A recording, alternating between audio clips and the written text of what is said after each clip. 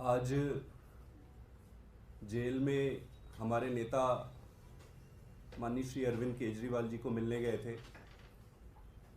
भगवंत मान साहब और मैं, हम दोनों मिलने गए थे। लगभग 30 मिनट का समय मिलता है मिलने के लिए। इस 30 मिनट में जब शुरुआती पहली बार एक दूसरे को मान साहब और केजरीवाल साहब देखे तो भगवंत मान साहब बहुत ज़्यादा भावुक हो गए। वो कुछ बोल ही नहीं पाए। थोड़े देर तक उनकी आवाज़ रुक गई और उनके आंसू टपकने लगे। फिर बातचीत शुरू हुई। बातचीत में हमने सर से पूछा कि सर आप कैसे हैं, आपकी तबीयत कैसी है, आप कैसे हो। तो उन्होंने कहा कि मेरी चिंता मत करो, मेरी चिंता मत करो, मैं संघर्ष के लिए तैयार हूँ।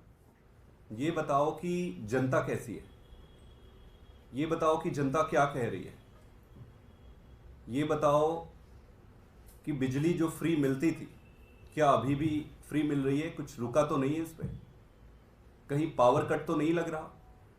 ये बताओ कि इस जो स्कूल थे क्या वो सही तरीके से चल रहे हैं, क्या वहाँ पढ़ाई हो रही है। उन्होंने पूछा कि ये बताओ कि जो अस्पताल है, मोहल्ला क्लिनिक चल रहा है, अस्पतालों में जो दवाइयाँ मिलती थी, फ्री में जो दवाइयाँ मिलती थी, क्या वो मिल रही है। सारी चीज़ें उन्होंने एक एक करके जनता के बारे में, उनके सुख दुख के बारे में पूछा, तब तक जब तक उनको संतुष्टि ना हो गई कि हाँ सारा कुछ ठीक चल रहा है, तब उनके चेहरे पर जाकर ये संतोष दिखा। हम बार बार ये पूछते रहे कि सर आप कैसे हैं, आप कैसे हैं। वो बार बार यही कहते थे यार मेरी चिंता छोड़ो ना। और उनके मन में कई सारे प्रश्न थे दिल्ली की जनता को लेकर। वो सारा कुछ उन्होंने पूछा। हमने बताया कि सारा कुछ ठीक चल रहा है।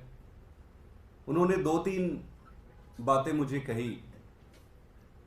उन्होंने ये कहा कि अगले हफ्ते से 2-2 मंत्रियों को वो जेल में बुलाएंगे और वहां पर उन मंत्रियों के विभागों का रिव्यू करेंगे कि काम कैसा चल रहा है और गाइडलाइंस और डायरेक्शन देंगे। तो अगले हफ्ते से ये शुरू होगा। इसके साथ साथ उन्होंने मुझे ये भी कहा कि सभी एमएलएज को ये मैसेज पहुंचा दिया जाए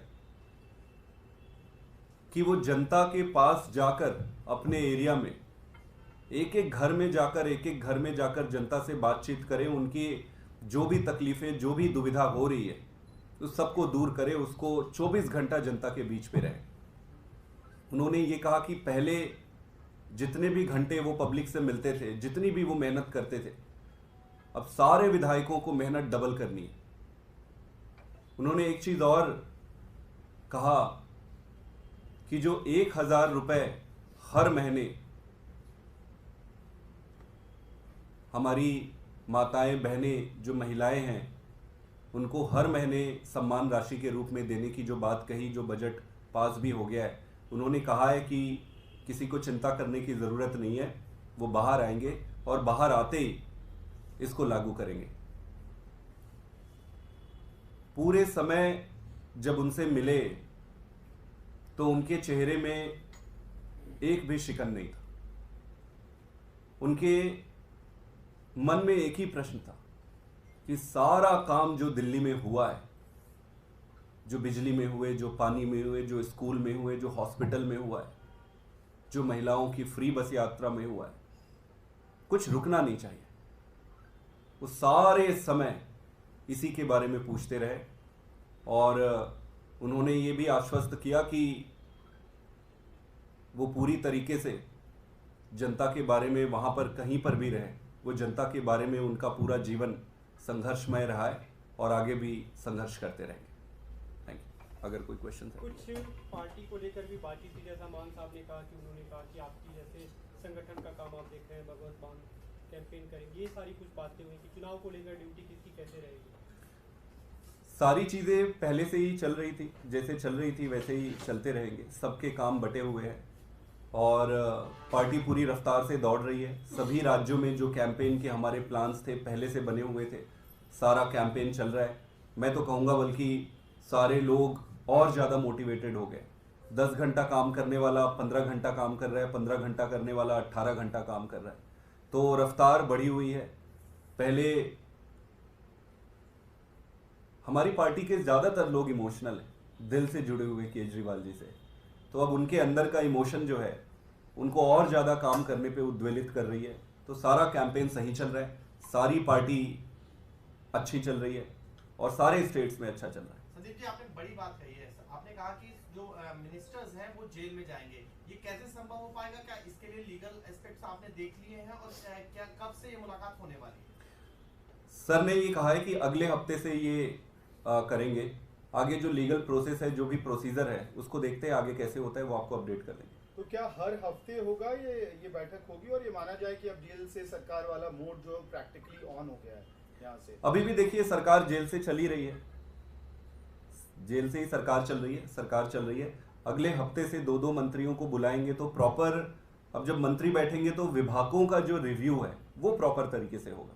तो विभागों का रिव्यू होगा, उन्होंने क्या काम किए, आगे क्या करने हैं, वहाँ से डायरेक्शन लेंगे। तो आपका प्रश्न बिल्कुल सही है कि अगले हफ्ते से 2-2 मंत्री जब मिलेंगे तो जेल से जो सरकार चलने का फॉर्मेट है वो प्रॉपर तरीके से अगले हफ्ते से शुरू होगा। 10 लोग जेल में जाके मुलाकात कर सकते हैं, तो क्या इसके लिए वो संख्या दे दी गई है? उसके बाद 6 लोग उसमें ऐड कर रहे हैं या कि इसके लिए कोर्ट जाएंगे कि मंत्रियों को जाने दिया जाए, मिलने दिया जाए? वो सारी टेक्निकल चीज़ें हैं, वो तो देख लेंगे। सर, अभी हाल ही में जो मंत्री जी ने छोड़ा है राजकुमार राणा ने, उसके बारे में भी क्या कोई बातचीत हुई और ये कहा आपने कि किस तरीके से नया मंत्री हम मंत्रिमंडल में लाएंगे, उसके बारे में कैसे लीगल प्रोसेस से जाएंगे, इस बारे में कोई नहीं, आज उसके बारे में कोई बात नहीं हुई और मेरे ख्याल से कोई एक व्यक्ति विशेष महत्वपूर्ण नहीं है इस पूरे संघर्ष में। ये पार्टी लाखों करोड़ों लोगों के संघर्ष से जन्मी है, तो एक व्यक्ति, चाहे वो मैं हूँ चाहे कोई भी हो, वो उतना महत्व नहीं रख सकता है। लाखों करोड़ों जनता के आशीर्वाद और संघर्ष से बनी पार्टी है। तो कई लोगों के मन में ये रहता है कि पार्टी तोड़ देंगे, तो वो एक दिवा स्वप्न है और बचकाना सोच है। सर, लेकिन क्या आप लोग जो तिहाड़ जेल है उसको टेम्परेरी सेक्रेटेरिएट के तौर पे डिक्लेयर कराने के लिए कोर्ट जाने वाले हैं? क्योंकि वो टेक्निकल, फिर आप मीटिंग्स बुला रहे हैं तो कैबिनेट की जरूरत पड़ेगी, अधिकारियों को डायरेक्शंस देना है, तो सब कुछ प्रैक्टिकली पॉसिबल तभी होगा जब टेम्परेरी जेल डिक्लेयर किया जाता है। वो देख लेंगे, जो भी व्यवस्था में है, कानून में है, उसके तहत ही करेंगे सारी चीजें। जीएसटी बढ़ा दी गई है दिल्ली सीएम की 23 तारीख तक, उसके लिए क्या करेंगे? हमें न्यायपालिका पर पूरा भरोसा है। जो भी प्रक्रिया चल रही है वो सिर्फ हम नहीं, पूरा देश अपनी छाती पे हाथ रख के बहुत ही उत्सुकता के साथ जुडिशरी को, न्यायपालिका को, पूरी प्रक्रिया को देख रहा है। आज से पहले तक जिसको कानून से कोई लेना देना नहीं होता था, आज वो व्यक्ति भी कानून की किताबें उठाकर पढ़ रहा है कि ये क्लॉज क्या कह रहे हैं, ये आर्टिकल क्या कह रहे हैं। सुप्रीम कोर्ट से जो राहत की उम्मीद थी आप लोग को, एक तरह से ईडी को नोटिस किया सुप्रीम कोर्ट ने और अगली तारीख दी है, तो क्या आपको लगता है कि आगे कुछ आपको राहत? हमें पूरी उम्मीद है और पूरा भरोसा है। देखो, अंत पंत में जीत तो सत्य की होगी, सच्चाई की होगी। एक प्रोसेस है, एक प्रक्रिया है, आपको उस प्रक्रिया और उस प्रोसेस से गुजरना है और उसमें जो भी न्यायपालिका निर्धारित करेगी हमारे लिए वो सर्वमान्य है, उसके हिसाब से हम करेंगे।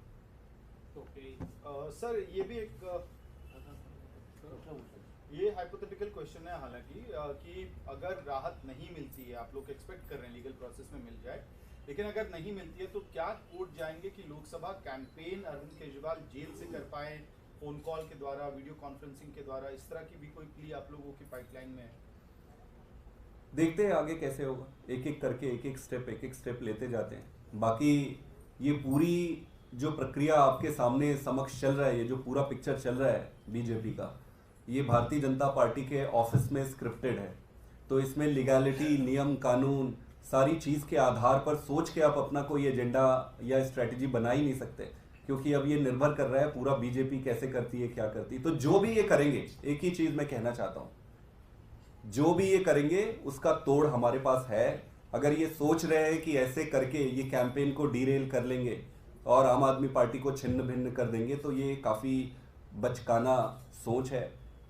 इनको अब मैच्योर होना चाहिए और देश को बर्बाद करना बंद करना चाहिए। ये देश की जनता की तरफ से, पूरी पार्टी की तरफ से और भारतीय जनता पार्टी के भी कई नेताओं की तरफ से मैं मोदी जी और अमित शाह जी को कहना चाहता हूँ।